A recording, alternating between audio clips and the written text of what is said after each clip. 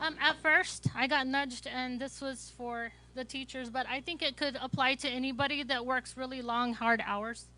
Um, I got nudged and I got pushed because I didn't want to interrupt Pastor, but I'd rather be obedient to God and have to deal with Pastor later. um, but like I said, when I was starting to pray for the teachers, we work a lot of hours, 70, 100 hours a week. But that could be good and that could be bad. You can be good busy, and then you could be bad busy. Good busy is the word, and you're busy with life. You're busy doing the things that you're supposed to do. And then there's the bad busy. And bad busy is an acronym, being under Satan's yoke. I don't want to be under Satan's yoke. Being under Satan's yoke is very heavy, and it costs a lot. It costs time with your family. It costs time with your friends. It costs time away from God. And I want you to be very mindful when you're busy to just be a good busy and not be under Satan's yoke. I would rather be under God's yoke, because God's yoke is very light and it's very graceful and it's very loving. So when you're busy working, please be mindful of that. Take time with your family. Take time with God. And when you're present with your family and you're present with God, be present. Don't sit with your family and be thinking about work. Don't sit in church and be making a list of the things that you need to do for work in your mind. Be present with your family and be present with God.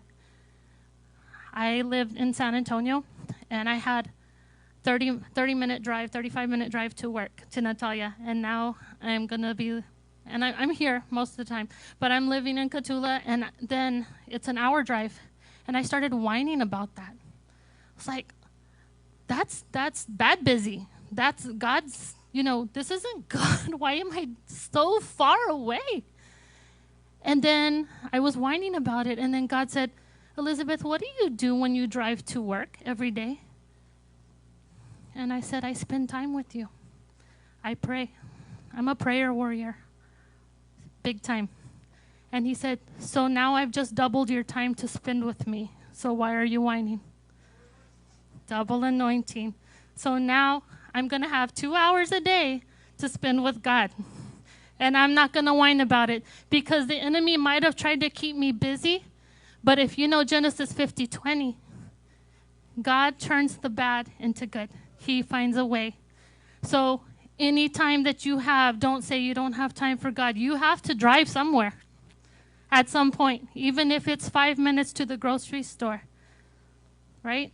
Even if it's to go pick up your child at school. Even if it's when you're taking a shower or you're washing dishes, find the time for God, because he finds the time for you. He loves you. So please be mindful of that. And family, please be gentle when you have to nudge your family member and say, hey, you're too busy. You're bad busy right now.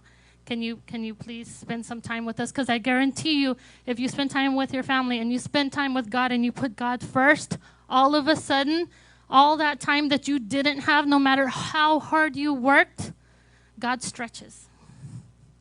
So what you couldn't do in 2-3 hours because you were so stressed out with work, all of a sudden you can do it in 30 minutes because you spent time with God.